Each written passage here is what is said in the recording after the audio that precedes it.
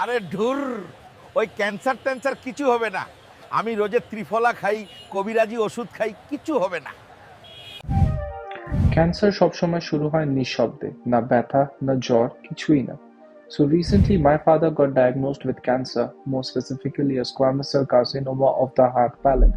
And then I realized যে ভয় নয়, অবহেলা or lack of awareness এই সবচেয়ে বিপজ্জনক। যদি আপনার মুখে ঘা, গলায় গাঁট বা দীর্ঘদিনের ব্যথা উপেক্ষা করছেন, এটাই সময় থামার। একটি ছোট্ট পরীক্ষা, একটা স্ক্যান বাঁচাতে পারে আপনার জীবন। ভারতে প্রতি বছর প্রায় 14 লক্ষ মানুষ ক্যান্সারে আক্রান্ত হন। অধিকাংশের ধরা পড়ে একদম শেষ মুহূর্তে, যখন চিকিৎসা ইজি হয় না। But what we need to understand is that cancer মানেই যে শেষ এটা নয়।